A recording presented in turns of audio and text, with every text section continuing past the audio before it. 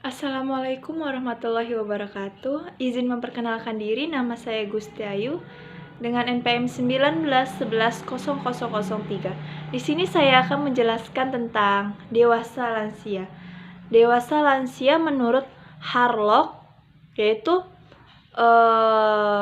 masa dewasa lansia atau masa dewasa akhir.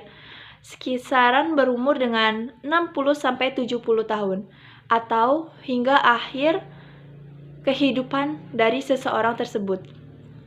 Ciri-ciri dewasa lansia yaitu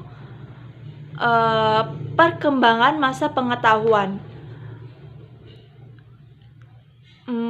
Masa pengetahuan mereka itu saat dewasa lansia pasti akan berkurang.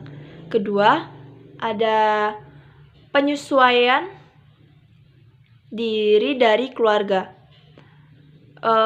Penyesuaian diri dari keluarga kayak dia menyesuaikan yang biasa kerja atau apa, dia lebih menyesuaikan diri di rumah atau lebih menuruti apa maunya anak gitu, kayak mama di rumah aja ya, jangan istirahat, jangan lakuin mama istirahat aja di rumah, jangan ngelakuin apapun, mama cukup di rumah aja, tidak boleh mengerjakan yang berat-berat. Dan itu contohnya seperti kayak si anak menyesuaikan diri dengan ketahanan tubuh ibu mereka atau nenek mereka. Ketiga, itu ada menua membutuhkan perubahan peran. Jadi yang biasa peranan mereka mencari duit, mencari nafkah buat keluarga, sekarang bergantian dengan anak-anaknya dan cucunya. Jadi saat ini mereka hanya istirahat di rumah, membutuhkan gizi yang cukup dan perhatian yang lebih dari keluarga. Selanjutnya ada tugas-tugas perkembangan dewasa lansia itu apa saja sih? Yaitu 1. Menyesuaikan diri terhadap perubahan fisik. Kedua, penyesuaian diri dengan perubahan pensiun dan penghasilan keluarga yang berkurang. Itu maksudnya kayak penyesuaian dengan masa pensiun, karena di saat dewasa lansia ini mereka sudah tidak bekerja lagi, udah pensiun dari pekerjaannya, dan otomatis penghasilan dari keluarga itu akan berkurang. Terus penyesuaian diri dengan kematian pasangan hidup. Jadi kayak yang biasa kita hidup dengan suami atau istri berdua, sekarang yang hanya saat masa dewasa lansia dia hanya hidup sendiri dan anak-anak cucunya, yaitu tanpa ada pendamping dari kekasihnya. Selanjutnya ada menjalin hubungan dengan orang-orang sekitar.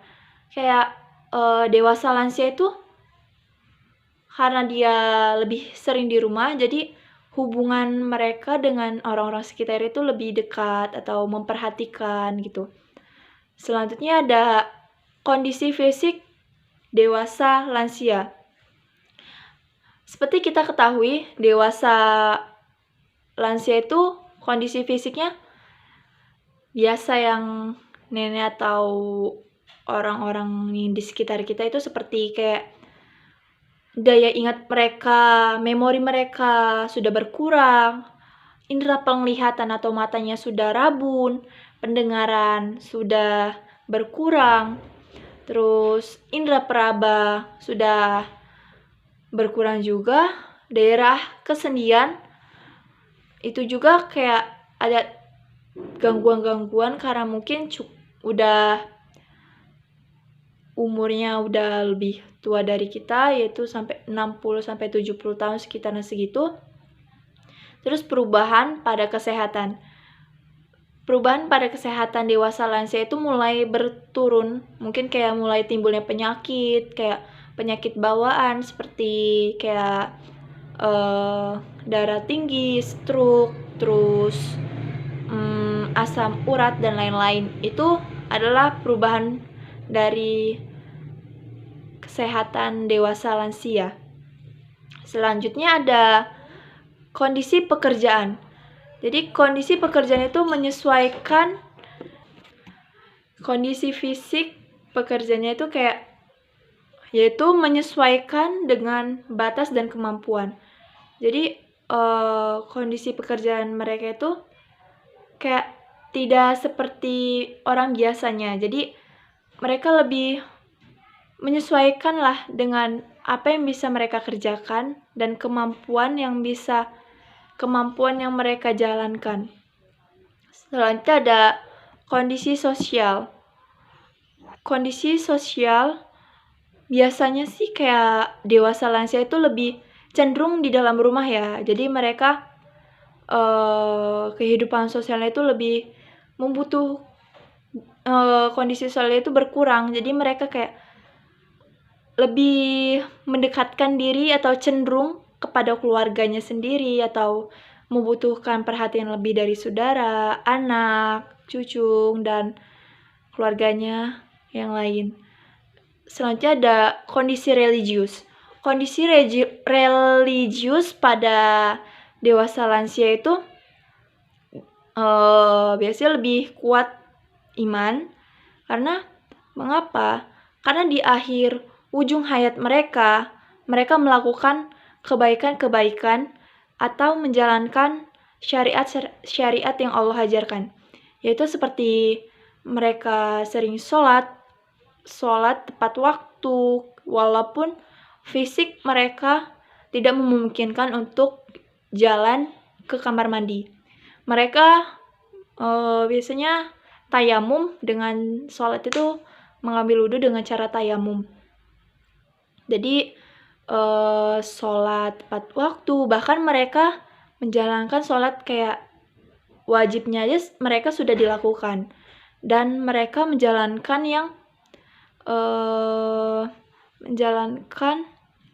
sholat yang kayak sholat duha, sholat yang lainnya. Terus juga ada mereka lebih suka mendengar kayak ceramah walaupun mereka tidak bisa lagi berjalan untuk mengikuti ceramah, kajian, dan lain-lain. Tapi mereka menggunakan TV sebagai informasi mereka, sebagai pengetahuan mereka untuk mengetahui ceramah apa, kajian apa hari ini. Pasti mereka menanyakan itu. Terus mengaji kayak anak atau apa. Mereka kayak aku mau ngaji loh gitu kan. Jadi kita sebagai anak lebih kayak ayo mah ngaji. Jadi kita ngajarin orang tua kita untuk mengaji lagi walaupun mereka sudah bisa, tapi kita menuntun mereka untuk mengaji. Selanjutnya ada kebutuhan dewasa lansia. Kebutuhan dewasa lansia itu membutuhkan nutrisi yang cukup, yaitu kan karena gigi mereka saat dewasa lansia itu sudah tidak normal seperti biasanya atau tidak bisa memakan yang keras-keras. Jadi asupan mereka itu berkurang karena hawanya itu udah beda rasanya dengan apa yang awal saat dia dewasa awal dan dewasa dia rasakan. Terus kebutuhan dewasa lansia itu membutuhkan perhatian yang lebih dari keluarganya. Jadi perhatian yang lebih itu seperti kayak dia lebih bersifat kayak kanak-kanakan. Dia membutuhkan pokoknya dia mau A, pokoknya harus A harus diturutin. Dia mau B dan B itu harus diturutin. Itu kita sebagai anak harus menurutkan apa yang mau orang tua mau. Terus terakhir asupan yang cukup. Seperti sama hal yang tadi saat kebutuhan dewasa lansia yang pertama, membutuhkan nutrisi yang cukup. Jadi karena